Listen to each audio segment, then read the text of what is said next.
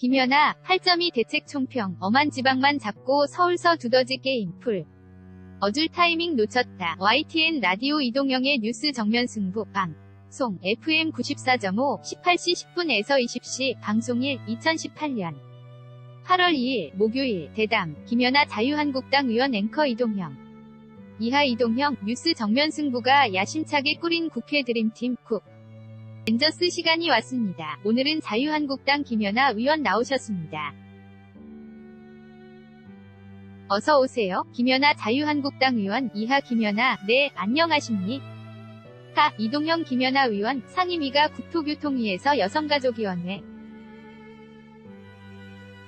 또 교육위원회로 바뀌었네요. 부동산 전문가인데 국토교통위에서 왜 다른 데로 가셨어요? 김연아, 제가 간 게 아니고요. 가게 되었습니다. 이동형, 많은 국회의원들이 국토교통위를 가고 싶어 하죠. 김연아, 네, 굉장히 인기 상임위이고요. 사실은 거기에서 계속 있기는 쉬운 것은 아닙니다. 각오는 하고 있었지만 처음에는 살짝 서운했는데요. 대한민국의 서 국민들이 모두 관심 있고 한마디씩 할 수 있는 세 개의 분야가 있다고 하더라고요. 그게 부동산, 교육, 축구라고 하는데 제가 부동산에서 또 교육으로 왔기 때문에 여전히 민생 문제에 큰 것을 담당할 수 있을 것이라고 생각합니다. 이동형, 그러니까 보통 초선 또 비례위원들은 국토교통위에 잘 못 가니까 김연아 그렇기는 하고 저는 비례 중에서 도 전문 분야가 그쪽이라 전반기에 그렇게 해서 갈 수 있었던 것 같습니다. 이동형, 전반기 2년은 해라 인가 보네요. 알겠습니다. 지난 요일 세법 개정안이 발표됐는데요. 자유한국당의 평가는 박합니다. 경제 성장과 동떨어진 땜질 처방 혹은 중산층 몰락을 불러올 것이다. 이런 이야기를 했는데 같은 입장입니까? 김연아, 일단 세법 개정안이 중장기적인 로드맵하고 내년에 집행될 수 있는 1년 계획하고 두 가지를 내놓는데요. 사실 이번 세법 개정안은 중장기적인 로드맵은 보이지 않았고요. 단년도에 기하면서 사실은 땜질식 처방이라는 건 맞는 것 같습니다. 그리고 일부적 소득층, 또 요즘 최저임금 인상 때문에 사실은 굉장히 고용시장의 양극화가 심화되고 있는데 그런 부분에 있어서 조세 지출을 통한 자금 지원이 굉장히 많은 것도 사실입니다. 문제는 올해는 그럴 수 있는데요. 계속 이렇게 할 것이냐 라는 것이 하나가 있고 또 많이 쓰면 많이 쓰는 것만큼 걷어들이는 것에 대해서도 고민을 해야 하는데 정부가 사실은 세입 증가와 관련된 로드맵은 제가 봤을 때 굉장히 낙관적인 전망인데요. 근거가 없어요. 경기가 이렇게 안 좋은데 세수가 내후년부터는 양호하게 늘 것이라고 보고 있는데요. 저는 그런 전망이 어디서 나왔는지 조금 의아하고 그런 측면에서는 언발의 오줌 누기 시기 아닌가, 답이 없다. 특히 미래 세대에게 부담을 전가하는 것이 아닌가 하는 생각을 하고 있습니다. 이동형, 그러니까 저소득층한테 복지로 나눠주겠다. 그래서 매년 2조가 넘게 들어가는 거잖아요. 그런데 지금 자유한국당 김성태 원내대표 같은 경우에는 중산층 몰락을 얘기하더라고요. 그런데 이거는 김 의원이 지적한 것처럼 증세 부분에 대한 얘기가 전혀 없어요. 그런데 이걸 왜 중산층 몰락이라고 하는 거죠? 김연아, 왜냐하면 여러 가지가 있을 수 있을 것 같은데요. 부동산만 국한해서 말씀드리겠습니다. 지금 종부세, 그러니까 일반적인 재산세가 아니라 9억 원 이상의 주택에 대한 종부세 세율을 높였는데요. 세율 구간이 공시가격 9억에서 12억 원 정도가 세율이 가장 높게 올라갑니다. 그리고 나머지 부분은 다주택에 대한 중과가 있기는 하지만 다주택자 같은 경우에는 임대사업자로 등록하게 되면 종부세 대상이 되지 않아요. 결국은 내 집 한 채 어렵게 만들어서 그것에 대한 자산 증식을 꿈꾸는 중산층들이 세율을 가장 높게 받고 있다 보니까 그런 것 같습니다. 이동형, 그런데 세율이 많이 올랐다고 하더라도 실질적으로 내는 금액에 비해서는 크지 않잖아요. 그래서 진보 진영 측에서는 그 부분을 실망스럽다고 반박하고 있거든요. 김연아, 그런데 저는 그건 조금 아니라고 보고 있고요. 공정가액 비율이라고 해서 과표의 현실화율을 조금씩 하고 있기 때문에 특히 9억에서 12억 사이에 계신 분들은 저는 결코 적지 않다고 봅니다. 이동형, 요즘 특히 서울 시내 아파트는 10억 이상이 상당히 많더라고요. 김연아, 그러니까요. 결국은 중산층들 내 집 나 마련해서 어떻게 주변의 상황 덕분으로 집값이 갑자기 올랐는데 조세 부담을 고스란히 중산층한테만 넘기는 것이라고 볼 수 있죠. 이동형. 아까 제가 진보 진영 측에서 실망했다는 반응이 있다고 했는데 결국은 넌 것 같아요. 복지를 하려면 증세를 해야 하는 것 아니냐, 김연아. 네, 맞습니다. 저도 그렇게 생각합니다. 이동형 박근혜 정부에서도 증세 없는 복지하겠다고 했거든요. 결국은 쇼로 끝이 났잖아요. 그런데 왜 증세를 하지 않고 세수로만 나가느냐? 김연아, 지금 문재인 정부는 복지를 확대하겠다는 것을 표명했고 그런 부분에서 국민의 공감대를 많이 얻었는데 그런 부분에 있어서 자금 조달에 있어서는 약간 비겁하다고 생각하는데요. 복지의 필요성을 국민들에게 공감시키고 저는 다만 증세의 속도 조절은 필요하다고 생각합니다. 그런데 지금 어떻게 하고 있냐면 정 계층을 딱 타겟을 해서 거기에만 급격하게 올리겠다고 하는 것이고요. 또 이번에 세법 개정에서 한 가지 발견한 게 있는데 드디어 정부의 통이 개설됐다. 이동형 마이너스 통장, 김연아 아시네요. 젊은 친구들 요즘 마통하면 무슨 말인지 알더라고요. 결국은 마이너스 통장의 한도를 늘려놓고 계속 이것 가지고 써주고 있는 건데요. 저는 이 부분에 있어서는 지금의 부채 부담을 미래에 미루는 것이 아닌가. 필요 지금부터라도 조금씩 전 국민이 세 부담을 조금씩 더하고 복지도 늘리고 하는 식으로 중장기 로드맵에 착수해야 한다고 생각합니다. 그리고 그게 비겁하지 않은 오히려 용기 있는 개혁이고 증세라고 생각합니다. 이동형 금융과세는 없던 일이 됐습니다. 김연아 네, 그렇습니다. 금융과세도 없던 일이 됐고요. 정부의 재정개혁 특위에서 기업들이 가지고 있는 비업무용 토지에 대한 세제 개편안도 내놨는데 이것도요.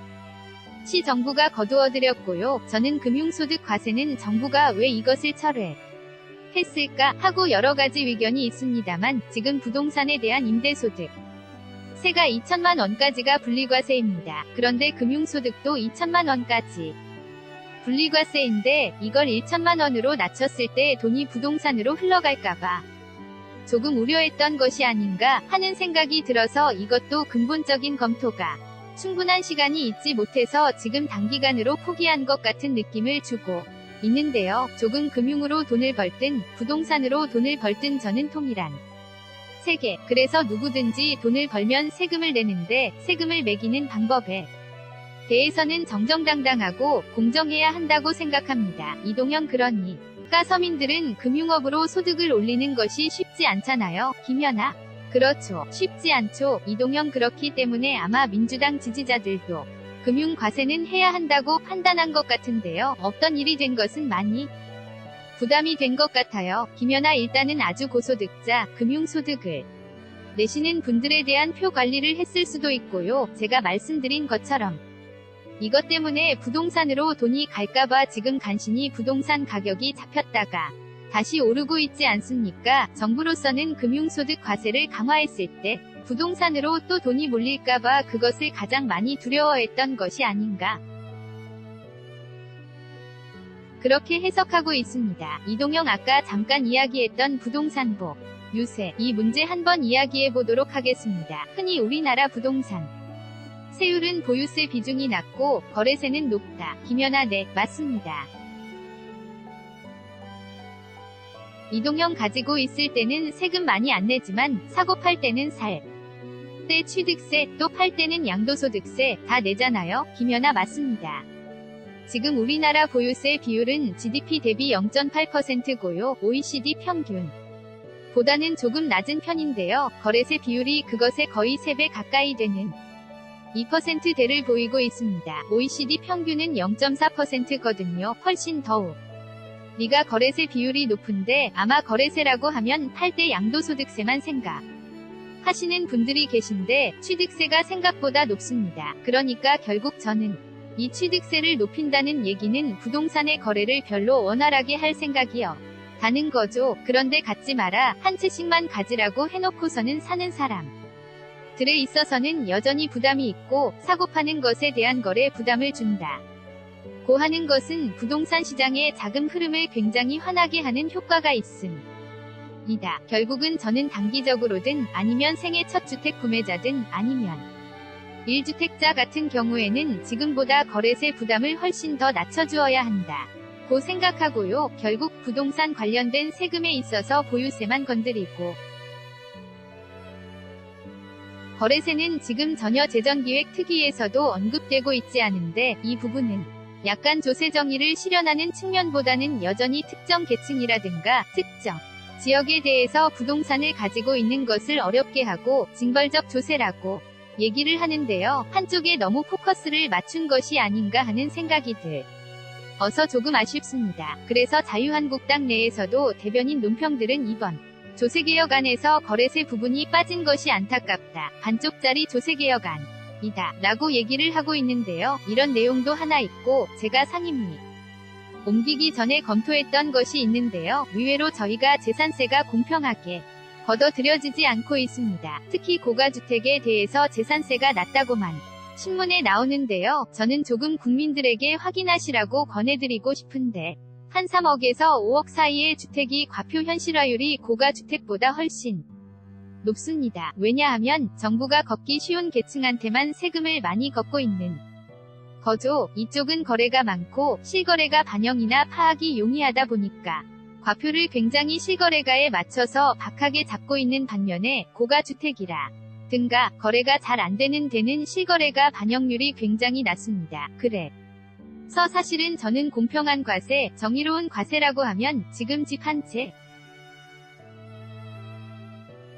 특히 3억에서 5억 원 정도의 집을 가지고 계신 분들은 지금보다 재산세를 덜 내야 한다. 이동형 그게 정상이다. 김연아 네 그렇게 생각합니다. 이동형 제가 이번 5월에 집을 팔고 7월에 집을 샀거든요. 재산세를 2번 다 냈어요. 김연아 그거 맞아요? 6월 을 기준으로 해서 이동형 6월을 기준으로 하니까 5월에 재산세 내고 7월에 재산세 또 내고 김연아 아니 중개업자가 코멘트 안 해주던가요? 이동형 안 해주던데요. 김연아 중개 수수료 다 내시면 안 됩니다. 이동형 다 내고 나서 알았습니다. 김연아 그래서 저희가 보통 중도금이라든가 이런 날짜를 가지고 굉장히 예민하게 하고 5월 말 기준으로 해서 급한 매물이 나오기도 합니다. 이동형 전혀 생각을 못했어요. 김연아 저를 조금 일찍 만나셨으면 이동형 그리고 이런 것은 있더라고요. 다만 1가구 1주택이기 때문에 양도소득세는 내지 않았다. 김연아 네 제가 얼마짜리 집을 사셨는지 대충 이해가 갑니다. 이동형 괜히 얘기했네요. 그리고 이번에 보면 주택 월세를 받는 주택을 가지고 계신 분들 이걸 조금 바꿨잖아요. 2천만원 초과하면 과세를 하겠다. 이전에는 그럼 2천만원 초과도 과세를 안 했다는 건가요? 김연아 아니요. 올해까지만 지금 과세를 유보하고 있었던 거고요. 내년 발생하는 임대소득부터 과세를 하겠다는 겁니다. 이동형 이게 1년이잖아요. 김연아 그렇죠. 이동형 그런데 이걸 만약에 내가 임대소득자라고 사업자를 등록하면요. 김연아 사업자 등록 여부와 관계없이 임대주택을 가지고 계시면 국세청에서 임대소득이 잡힙니다. 그런데 이제 여태까지는 이게 새롭게 도입되는 것이야. 이고 원래 임대소득세를 내야 하는데 대부분의 사람들이 임대소득세를 안 내시는 분이 많았어요. 특히 사업자 등록 안 가지고 계신 분들은 안 내신 경우가 많은데 제일 애매한 게 집을 2채 가지고 있어서 한 채는 자기가 살고 한 채 같은 경우는 간단히 전세를 주신다거나 이런 분들 이주로 소득 신고를 안 하시죠. 그런데 저희가 전세 같은 경우에는 3주 택자 이상이어야 하기 때문에 사실 이런 부분들이 신고를 안 하시다가 내후 연애 2주택자들에게 어떻게 임대소득에 대한 부분을 접근할지는 두고 보셔야 하는데요. 일단 전세로 주면 임대소득세를 내지 않고 월세로 주게 되면 임대소득세를 내게 되는데요. 2천만원 미만일 경우 임대소득이 2천만원 미만일 경우에는 분리과세이기 때문에 사실은 큰 문제가 없습니다. 그런데 2천만원이 넘어가게 되면 예를 들어서 자기가 임대소득만 있으신 분들은 괜찮은데 직장이 하나 있고 다른 소득이 있고 임대소득이 2천만원이 넘어버리면 종합과세에서 조금 높은 세율을 적용받게 됩니다. 그런데 한 가지 요즘 정부가 다주택자 규제를 강화하면서 임대사업 등록을 유도하고 있거든요. 그런데 올해 1월부터 6월까지 임대사업자로 등록하신 분이 7만 명이 넘어서고 있습니다. 그런데 이게 작년 연간 등록자 인 6만 명을 이미 상반기에 초과 달성한 것이거든요. 그러니까 엄청나게 임대사업자로 등록하고 계시는데, 임대사업자로 등록되면 장기로 임대해야 하는 조건은 있지만 종부세 부과 대상이 되지 않고 여러 가지 이점이 있기는 한데, 내후년부터는 임대소득에 대한 부분이 과세가 굉장히 정밀하게 들어갈 것이기 때문에 이런 부분에 대한 검토도 하실 필요가 있다는 생각이 듭니다. 이동형 카드 쓰면 공제해주지 않습니까? 그건 어떻게 되는 겁니까? 앞으로도 계속 김연아 일단 한 번 더 연장하는 것으로 이번에는 나와 있더라고요. 그런데 점점 카드도 다 투명화됐기 때문에 줄여나가려고 하는데 요즘 경제가 너무 안 좋지 않습니까? 그리고 월급 받는 분들에게 있어서 유일하게 13월에 소득이라고 할 만큼 소득공제에 큰 폭을 주는 것이 카드 사용이다 보니까 저는 이렇게 찔끔찔끔 연장되는 추세가 앞으로 조금 더 되지 않을까 하는 생각을 해봅니다. 이동형 저도 계속해서 됐으면 좋겠다는 생각을 하고 있습니다. 그리고 파리 부동산 대책이 나온 지 지금 딱 1년 됐습니다. 작년에 서울 전 지역을 투기 과열 지역으로 지정했고요. 그리고 이렇게 되다 보니까 대출이 많이 안 됐잖아요. 박근혜 정부 때는 집값의 80%, 브로커 끼면 90%도 된다는 얘기가 있었는데 지금은 50% 정도, 김연아. 네, 40에서 50% 굉장히 낮춰져서 지금 어찌 보면 조금 빠르게 안정될 다고 볼 수 있고, 지방 같은 경우는 심각해지고 있는데요. 거래량도 급감하고 있고 가격도 두 자릿수 정도 하락하고 있어서 오히려 지방에서는 약간 우려를 표명하는 수준인데요. 문제는 정부의 투기 관리 정책이 서울에만 국한되지 않고 사실 전국으로 확대되면서 지금 굉장히 무분별하게 시장 침체를 가져오고 있는데, 지방은 서울하고 다르게 여러 가지 산업의 구조죠. 정의라든가 이런 것들이 같이 연계되면서 예전에 집을 샀지만 소득이 단절되면서 중도금이나 잔금을 납입하지 못하는 분들이 늘어나고 있는데요. 미분 양이 많다 보니까 전세가도 떨어지고 이게 대거 매물로 나오는 상황이 벌어지고 있습니다. 그런데 제가 조금 아쉬운 건 지방은 이런데 서울은 다시 반등세를 보이고 있다는 거죠. 그리고 여기에 상당 부분이 서울시와 국토부 정책의 엇박자가 큰 기여를 했다고 보이는데요. 얼마 전에 여러분도 들으셨을 겁니다. 개발에 대해서 굉장히 보수적인 입장을 견지하시던 박원순 씨 장님이 여의도와 용산 개발 계획에 큰 그림을 내놓겠다고 발표하셨죠. 아직 구체적인 안이 나온 것은 아닌데 그 구두 발언만 가지고 두 지역의 가격이 급등하고 있습니다. 이동형 강북에 살고 계시잖아요. 김현. 네, 그렇다고 하시는데 사실은 제가 봤을 때는 이 타이밍이 적절했는지를 보면 굉장히 비판이 많고, 또 간신히 가격이 진정세를 보였다가 다시 시장님의 발언으로 가격이 오르니까 김현미 장관님도 굉장히 심기가 불편하시다는 게 여러 군데에서 목격되고 있습니다. 즉 저는 예전에는 서울시가 중앙정부하고 정당이 다르다는 이유만으로 엇박자를 보였다고 하면 지금은 사실은 같은 정당이기 때문에 훨씬 더 협조적으로 일을 할 수 있는데, 그 엇박자는 여전히 나타나고 있는 것 같고요. 특히 지금과 같이 여러 가지로 경제적으로 안 좋은 상황에서 대출도 어려운데 집값 오르고 또 이런 개발 계획이라는 게 사람들에게 굉장히 막연한 장밋빛 전망을 주게 하고, 또 재개발 지역은 어려워지면서 추가적으로 공급이 이루어지지 않으니까 피소성이 있겠다고 하는 것이 맞물리면서 오히려 지금부터 조금 더 비상식적인 버블이 형성될 수 있지 않을까 하는 우려가 있습니다. 이동형 그래서 정부가 서울 집값이 너무 오르기 때문에 투기 과열지구로 선정한 것 아니겠어요? 그런데 전국적으로 보면 지방은 다 빠졌는데 서울은 더 오른단 말이에요. 그러면 부동산 정책 백약이 무효다. 서울은 이 말이 정말 맞는 것인지, 김연아 글쎄 백약이 무효다기보다는 정책은 실은 타이밍하고 속도 조절이 굉장히 많이 필요한데요. 부동산 가격을 잡겠다고 하는 정부 의지가 사실은 조금 차별적으로 지역 맞춤형으로 가야 할 필요가 있는데, 제가 봤을 때는 속도 조절에 실패했다는 생각이 들고요. 지금 서울은 어떤 꼴이 됐냐면 두더지 잡기 하는 꼴이 됐어요. 이동형. 어떤 뜻이죠? 김연아 특정 계층을 겨냥해서 방망이를 휘둘렀는데 그게 다른 데로 흘러가고 이런 규제가 풍선 효과 때문에 올라가는데 이런 식의 그런 지금 접근이 사실은 시장을 잡지도 못하고 혼란을 주고 있는 데요. 이게 이제 시중에 유동 자금이 너무 많다는 것하고도 관련이 있습니다.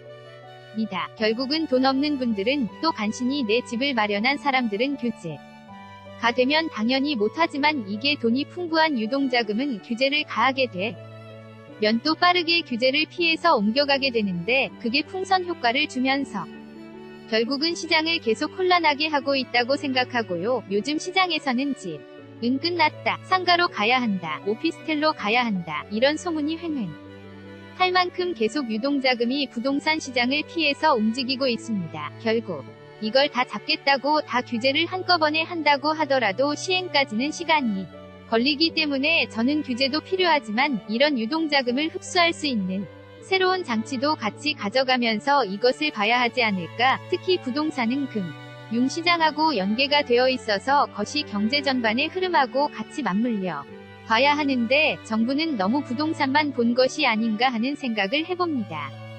이동형 문제는 지방인데요. 집값이 빠져도 너무 빠졌기 때문에 문제는 미분양이 엄청 늘어나고 있고 앞으로도 분양 계획이 있는 곳이 많기 때문에요. 그러면 미분양이 더 늘어날 것이 아니냐. 게다가 지방 같은 경우에는 인구가 계속 줄어들고 있단 말이죠. 어떻게 할 것이냐. 현아 그게 방법이 국토교통부는 뭐가 있다고 하는데 저는 뭐가 있는지 잘 모르겠고요. 일단 앞으로 분양하는 거야. 분양 안 하면 그만인데 지방은 지금 입주 예정인 것들 그러니까 곧 완공이 시작되는 공사 물량이 꽤 많습니다. 그런데 들어오게 되면 이거 준공 후 미분양이라고 하는데요. 당장 분양하는 것 빼놓고 이미 지어진 건데 사람을 채우지 못하는 입주 후 위 빈집들 굉장히 늘어날 것이라고 생각하고 이게 큰 고민거리일 것 같습니다. 그래서 이것을 어떻게 처리할지는 국토부가 대책을 내놓겠죠. 제가 대신 고민하기에는 상임위도 국토위가 아닌데 이동형 거래 자체도 문제다. 왜냐하면 거래 자체가 없어요. 그리고 집을 팔고 싶은 사람이 집을 내놔도 사는 사람이 없으니까 그런 문제점도 있는데 과연 이게 금방 도깨비방망이처럼 뚝딱 정책이 나오는 게 아니니까 그런 걱정은 있습니다. 김연아 네, 이동형 서울 쏠림 현상은 그런데 계속되는 거나 입니까? 당분간이 아니고 앞으로도 영원히 서울 쏠림 현상이 있을 것 같은데요. 지금 젊은 층도 많고 또 1인 가구가 많은데 신혼부부도 많고요. 그런데 그런 부부들 같은 경우에 서울로 못 들어오기 때문에 김포라든가 일산이라든가 이렇게 나가는 것 아니겠어요? 남양주라든가. 그런데 그런 분들이 자신이 서울에 살 여력이 되면 다 들어오려고 하겠죠. 김연아 그렇죠. 이동형 그러니까 서울 쏠림 현상은 앞으로도 계속 이어질 것 같다. 김연아 네. 그러니까 사실은 이것을 못하게 하는 방법으로는 한계가 있다고 보고요. 여기에 대한 대책이 뭐냐고 하면 저는 두 가지라고 보는데 요즘에 워라밸 하면서 사실은 재택근무가 가능할 수 있도록 하는 작업 환경도 굉장히 중요하고요. 또 외국에는 보면 약간 외곽으로 나가지만 외곽과 도심의 출퇴근이 용이하게 해주는 부분도 있습니다. 그래서 조금 수도권 외곽에서도 그 지역이 살만한 지역으로 만들어 주는 것, 그런 인프라 투자, 또 지역 내 커뮤니티에 대한 콘텐츠, 이런 것들이 같이 수반되어야 한다고 보고 있고요. 그걸 만약에 하지 않는다고 하면 진행자님께서 말하신 것처럼 살기 좋고 편의시설 많은 데로 쏠리려고 하는 현상은 거스를 수 없다고 봅니다. 요즘 조금 걱정인 게 지금 새 아파트들은 괜찮은데 낡은 아파트들은 전력이 모자라서 이 폭염 속에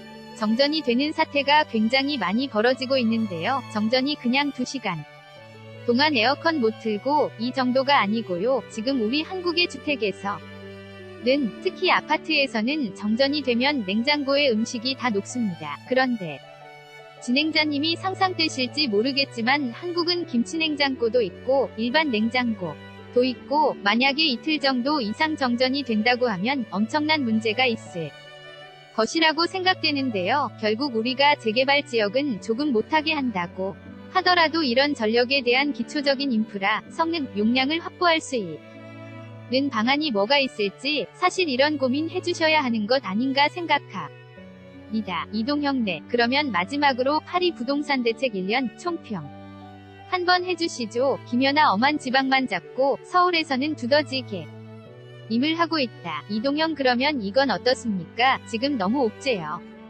서 이러는데 조금 풀어주자. 반대로 김연아 저는 이미 타이밍로 쳤다고 보고 있고요. 지금 풀게 되면 정부의 정책 기조를 완전히 뒤집어야 하는데 그래서 저는 일단 그런 부분에 있어서는 실기했다고 생각합니다. 이동형 서울에 있는 많은 대기업 회사들이 경기도나 이런 쪽으로 옮기면 어떨까요? 그러면 직장 있는 곳으로 가지 않을까요? 사람들이 김연아 직장을 옮기는 게 그렇게 단순하다고 생각하지 않고요. 이동형 알겠습니다. 자, 어쨌든 국회의 전문 분야인 국토교통위로 들어와서 반기 2년 보내지 않았습니까? 김연아 네. 이동형 그런데 상반기 2년 동안 국회가 뭐 한 게 없는 것 같아가지고요. 김연아 아이 무슨 말씀이에요? 이동형 아니에요. 김연아 의원님들 많이 역할 하신 게 있고요. 제가 마지막으로 교육위에 왔지만 교육위 와서 보니까 교육위에서도 제 전문성을 살릴 분야가 굉장히 많이 있더라고요. 그래서 제가 앞으로 고민하는 분야가 학교시설에 대한 부분입니다. 학교시설 너무 열악하고요. 또 안전이나 내진 설계 부분이 미흡한 것도 있고 지금 성면 제거도 들어가기는 시작하는데 저는 조금 학교가 어린이들이 창의적으로 생각하고 교육의 문화가 바뀔 수 있을 정도의 공간을 바꾸는 일이 필요하다고 생각합니다. 사람이 바뀌는 방법이 사는 곳을 바꾸고 만나는 사람을 바꾸면 된다고 하는데요. 우리 교육이 바뀌는 것의 공간 변화 제가 한번 교육위에서 주도적으로 해보려고 합니다. 많이 기대해 주십시오.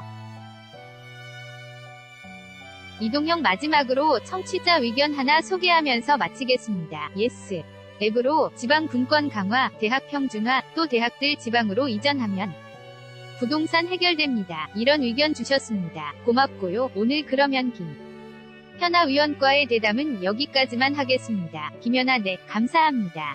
점